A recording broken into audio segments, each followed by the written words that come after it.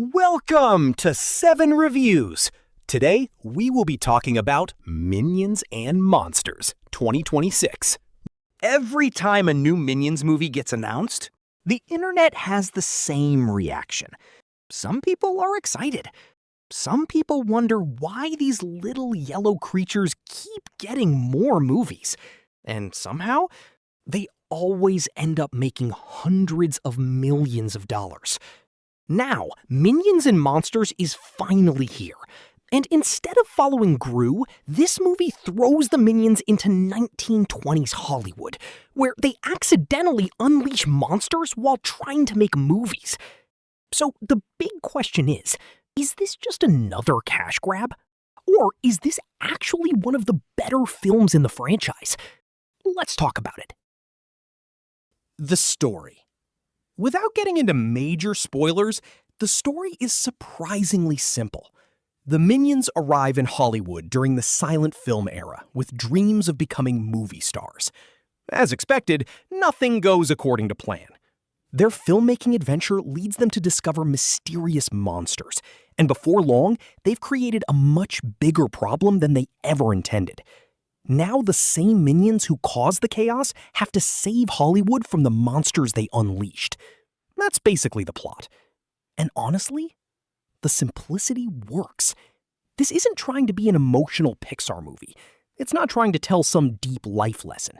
It's simply a comedy built around non-stop slapstick and visual humor. The movie also packs in a lot of references to classic Hollywood, silent films, and early cinema, giving adults plenty of jokes that kids will probably miss. Many critics have called it a love letter to early filmmaking.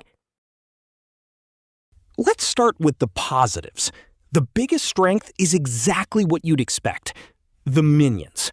After all these years, they still know how to make simple physical comedy work. Most of the laughs don't come from dialogue. They come from ridiculous situations, exaggerated expressions, and complete chaos. It's classic slapstick. Another thing I appreciated is the pacing. The movie runs for about 90 minutes, and that's exactly how long it should be. It never feels stretched out. There's always something happening. Another surprise is the Hollywood setting.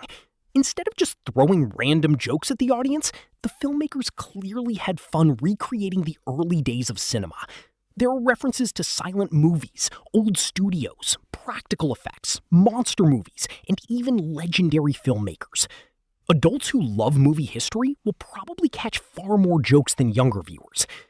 The voice cast is also stacked.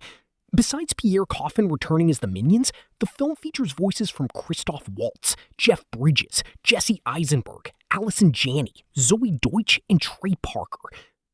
Speaking of Trey Parker, his little monster Gumi easily steals several scenes. I honestly expected some giant, terrifying creature. Instead, we get this tiny, adorable monster with a voice that sounds like it walked straight out of South Park. It's hilarious. Now let's talk about the problems. Ironically, the weakest part of Minions and Monsters is the monsters. For a movie that literally puts monsters in the title, most of them are completely forgettable. After the movie ended, I could remember maybe 1 or 2 monster designs. The rest just blended together. That's disappointing because they should have been the movie's biggest selling point. Several critics have made the same observation, saying the clever Hollywood premise eventually gives way to a more familiar, chaotic Minions adventure, instead of fully exploring its monster concept. The story also introduces a few characters that seem to exist purely to solve problems near the end. Instead of earning certain emotional moments, the movie occasionally relies on convenient plot devices. If you've seen enough animated movies, you'll probably notice it immediately. The film is also very predictable. If you've watched the trailer, you've honestly seen most of the major story beats already. That doesn't ruin the movie, but it does remove some surprises. Compared to previous Minions movies, this feels more creative visually. The 1920s Hollywood setting gives the filmmakers room to experiment with silent film comedy and classic monster movie references. It doesn't have the emotional depth of something like Toy Story 5, but it isn't trying to compete in that lane. Even positive reviews note that its goal is straightforward entertainment rather than emotional storytelling. If you already enjoy Minion humor, you'll probably enjoy this. If you've never liked the Minions, this movie probably won't change your mind. So, is Minions and Monsters worth watching? I'd say yes, especially if you're taking kids. It's funny, it's fast-paced, the animation looks fantastic, the Hollywood setting adds a lot of personality, and the 90-minute runtime means it never overstays its welcome. Could the monsters have been more memorable? Absolutely. Could the story have taken more risks? Definitely. But at the end of the day, this movie knows exactly what it wants to be. A fun family comedy filled with ridiculous minion chaos. And honestly, it succeeds. My rating? 7.5 out of 10. If you're looking for a fun family movie this weekend, it's an easy recommendation. Have you seen Minions and Monsters yet?